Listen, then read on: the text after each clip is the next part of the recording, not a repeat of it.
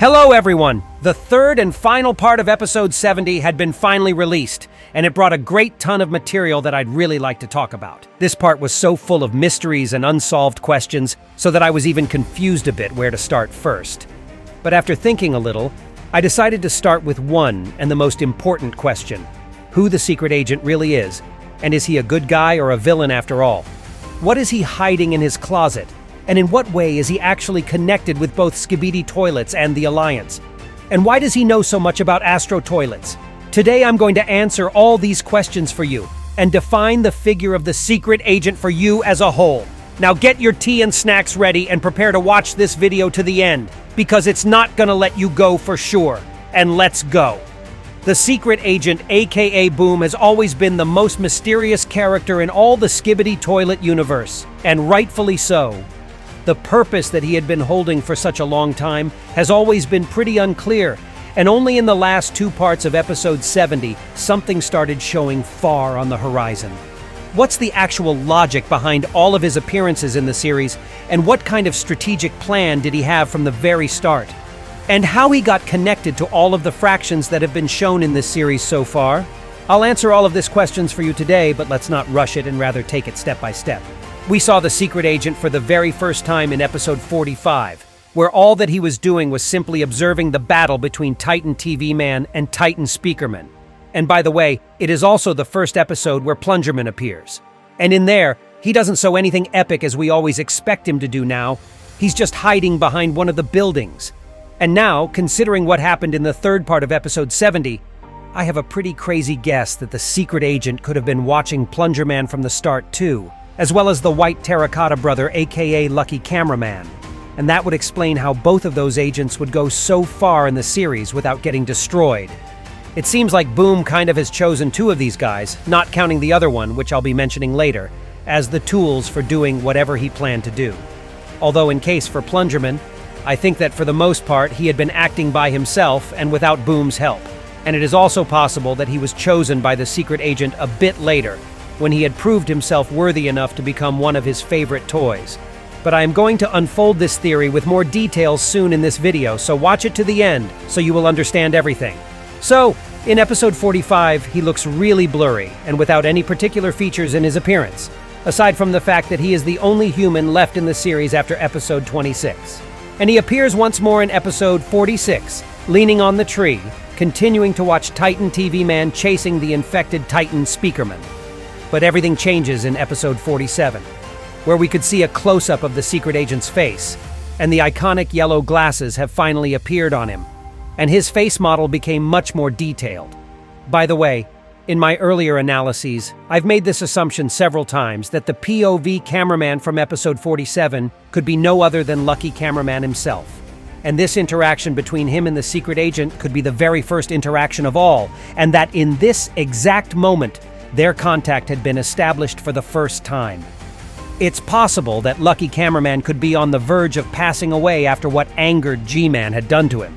But he was saved by the secret agent's powers. Although it's just a theory of mine, which is pretty difficult to confirm 100%. But it still sounds cool, don't you think so, guys? Now, we're moving on to episode 56, where the secret agent appears once again after a pretty long break. Do you remember this infamous scene where the white terracotta brother flees from the infected Titan Speakerman with his butt literally hurt by fire? But mind that he still manages to survive overall, and it can be also tightly connected to the fact that the secret agent had been present in the frame at that moment. Look how he runs past this green car on the left of the screen. And it's this very same car the secret agent sat in just a few seconds ago. Guys, you have no idea how hard it was to capture this actual frame, by the way. And this scene was the first one for me to say that is going to be the narrative for the entire character of Lucky Cameraman up to the latest episodes of the series, to be definitely blessed by Boom himself, and is being kept alive in order to play a very special role for the plot later. Starting from episode 57, the plot arc between the secret agent and Lucky Cameraman starts unraveling consistently and pretty rapidly. In the beginning of the first part of episode 57, we see the White Brother once again sitting on the roof alongside his comrades. And guess what? The secret agent can also be seen in here once again. Moreover, he stands right in front of that place where Lucky Cameraman is being positioned in, surrounded by the bright green glow, which is the special signature of this special agent. And by the way, I can say one thing about this whole green glow thing for sure. It becomes the special and unique trait of the secret agent specifically, which can refer to several things. Firstly, it may indicate that Boom is not dependent on any of already existing fractions in Skibidi Toilet universe, and he's his own host, which plays solo, not counting his special agents who he chooses among the ordinary crowd of cameramen. And secondly, the green light is something that makes him closely related to the original character of G-Man from the Half-Life game series. For example, let's take the green color of teleports that G-Man uses to appear before the main character's eyes. But I'll talk about the relation between the secret agent and the Half-Life's G-Man later in this video. So let's get back to his appearances in the episodes for the moment. So, in the second part of episode 57, we can see Lucky Cameraman once more trying to hit this G-toilet from his cannon, although it proves to be completely unsuccessful. And now, considering how we saw the secret agent observing everything, in the first part, I've got a theory here. On the one hand, this scene may prove that Lucky Cameraman cannot be a traitor to the Alliance, because in this scene he tries to damage one of the most influential figures of the Skibidi army. But on the other hand, it may mean that he simply knew before that the shots from this cannon cannot hurt G-Man, as he's kind of immune to them. Thus, he could simply pretend that he was helping the Alliance all this time, although in reality he could have already following the secret agent's orders at this point already. But what kind of orders, you ask me? Are those orders for or against the Alliance, and why? But to get an answer to this question, you've got to watch this video to the end, where I'll get all the information needed to fully analyze Boom's character. The narrative with Boom continues in episode 61, where we finally have Lucky Cameraman as our POV. And pay your attention to what kind of hell he finds himself in. This place is literally on fire. Everyone is being sent to cameraman's heaven around him, but POV stays alive after all. Let's take a look at this scene where Penguinzo Skibidi flies to the battle and blinds everyone in the distance. But he's not even looking at POV, although he's the closest to him. As Penguinzo Skibidi knock all the other cameramen out, he finally lands his eyes on POV just to get distracted a second later.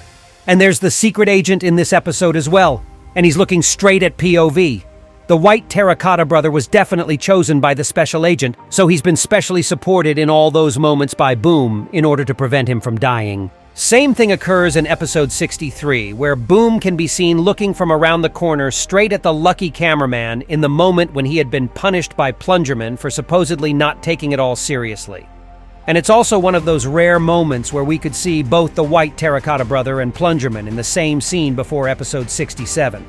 In episode 65, we see Lucky Cameraman in a role of POV once again. He survives through the hell and beyond once again. And moreover, he's not even attacked by the reactive police Skibidi in the beginning of the episode. He rises his palm to cover himself from that Skibidi. Or maybe he's giving him some sort of signal, I don't really know. To this day, this exact scene remains quite a mystery to me now, even given everything we know about Lucky Cameraman till episode 70. Was he really signaling this police Skibidi about something? And if the answer is yes, then how and why? In the end, we see something even more interesting. POV almost passes away from the giant explosion that Kamikaze Skibidi caused, hitting the Titan cameraman's shield, but then something brings him back to life. Now look at this frame. Here we see Boom once again, sitting in the red car and watching POV directly, and it looks like he helped the white brother survive once again. But before that, we could see him at the end of episode 64, where he can be seen simply vanishing in the air after taking another observation of what had been going on. And it's pretty interesting how at that time, he teleported without green glow around him. And then, we're moving to the latest episodes. And it's time to not just remember the events, including the secret agent scenes in them, but to also analyze from the perspective of whether he was actually helping the Alliance in any way or not. For instance, let's take this scene in episode 66, where a distressing message was sent on the tablets that the Titans are no more, and G-Man and Skibidi Scientist have won. Now we know that it was Boom who sent that message via his special device, but with it, he didn't seem to help the Alliance but rather lure its agents into a giant trap, which proved to be much more useful for the Skibidi side, And let's not forget that the Titans had gotten into the dangerous trap established by Skibidi Scientist for a really long time before as well. And Titan Cameraman, who was already injured in episode 65 and had to join another awful fight in episode 67, nearly made it only due to the upgraded Titan TV man's help. But on the other hand, wasn't he actually pursuing his own goals all along? Because in the end, it didn't seem like the rush, which was caused by the false tablet's message, helped the Skibidi and Skibidi Scientist much?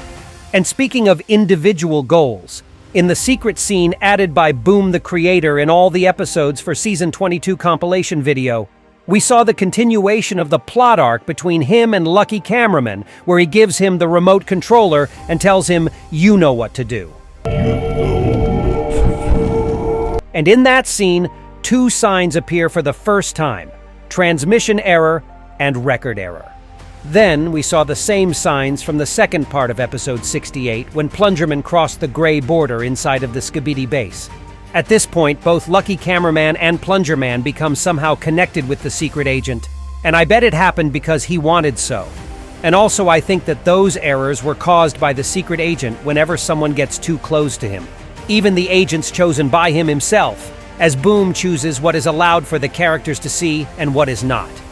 And now, as I know the words about how Plungerman knows too much said by the secret agent to him, I start to understand that scene where Lucky Cameraman tried to shut the door before Plungerman comes inside of the Skibidi bunker. Those were probably the direct Boom's orders, because he didn't plan to allow Plungerman to do or to see that much. Maybe he planned that it will be Lucky Cameraman who will finish Skibidi Scientist in the end with the help of other agents, but something went not according to the plan when Plungerman joined. And also, Lucky Cameraman tried to stop Plungerman from getting close to the secret agent once again inside the bunker when he flies to the engineering room where Boom's green glow could be noticed, and where the errors appear once again. It may be possible that Boom had planned a certain number of the Alliance's agents inside. And that's why, for example, he helped the POV Big Cameraman to turn to the left and follow the real Skibidi Scientist. But on the other hand, would it be possible for the infiltration squad to make it that far in the bunker without Plungerman's help? I really doubt it. And you know which detail did I catch up later, guys?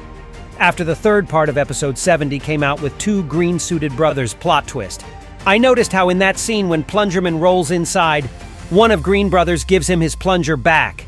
And oh my god, what if in case everything went according to the secret agent's plan, that brother would simply replace Plungerman?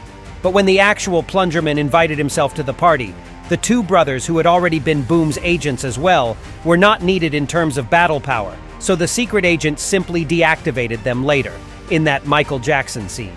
So, after knowing all that, I really doubt that the secret agent can be actually called a good character of a real helper of the Alliance. Because when not everything went as he planned in the bunker, he started sacrificing the lives of the ordinary Alliance members to fit his narrative of who exactly will be to get Skibidi Scientist, and who is to be left on the side road. It seems to be both strategic and very cruel, but on the other hand, the secret agent definitely does not support the Skibidi side either. I mean, everything that he did before was to get the Alliance closer to fighting the Skibidi virus in its core, even without directly supporting their side. But then, how would I explain that scene where the secret agent communicates with Skibidi Scientist via call directly? Wouldn't it mean that he's in contact with the leader of the Skibidi as well? And to that, I'll say a definite no. And also, there's more to that which I realized about the figure of Scientist as a whole. And let me explain it to you right now.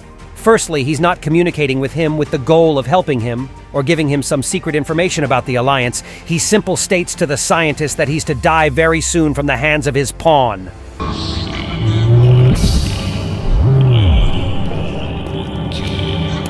And the pawn he's referring to is no other than Plungerman, who he at this point accepted as one of his agents. And I'll talk more about such connection between them really soon. And secondly, I have a theory that at the moment those two were talking, the Skibidi Scientist was not the official leader of the ISOTOILET fraction any longer. It is possible that he was betrayed or overlooked by his own kind due to one thing, the ISOTOILET's emergence. Do you remember the tablet with the faces of Scientist and ISOTOILET we saw in the end of the second part of episode 70? What if that tablet means that Skibidi Scientist is no longer the leader of Skibidi Toilets, and instead a new potential leader emerges on the horizon, this exact ISOTOILET. That's why the secret agent said to the scientist that he's not good. And that's why he referred to ISOTOILETs as bigger threat.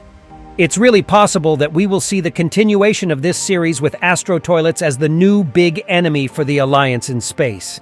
And they will be the targets of the secret agent as well. But there's something more I want to talk to you about. In episode 70, we saw that the powers of the secret agent are practically unlimited, and he's capable of loads of things we cannot even imagine yet. That actually makes him closer to the original character of G-Man from the Half-Life game series, unlike G-Man himself, aka Skibidi Toilet, whom we didn't see for a while, by the way. That explains the green glow that accompanies his appearances, because that's the trademark of G-Man as well. Also, didn't the scene with Boom sitting at the table remind you of anything? It's almost the replication of this scene. And the manipulations with the tablets and showing the right frames to his agents seem to be both a shtick for G-Man and Boom as well. And I'm sticking to the idea that Boom is actually the one who was responsible for the Skibidi virus creation, and that he also helped the Alliance in the making to oppose Skibidi toilets in order to save the Earth. And now, I have the most exiting prediction for you. Considering that the secret agent is practically the G-Man of Skibidi universe, I expect him to do something similar in the future episode next. I expect the Alliance to defeat the current Skibidi toilet threat, but then, not before the ending, a secret final scene to appear, where it would become obvious that ISOTOILETs are about to replace the ordinary Skibidi and conquer the Earth as well. And then, I expect to get in Plungerman's shoes once again, where he would see the secret agent once again, who will say to him something like, "Now rise and shine, sweetheart. Your time to serve the justice comes once more. Sorry for picking on you the last time we met. But now it's time for you to get on your feet and do your work again, as the new threat is on the horizon," because that's exactly what G-Man has said to Gordon Freeman in the beginning of Half-Life 2. Rise and shine, Mr. Freeman. Rise and shine. Not that I wish to imply you have been sleeping on the job.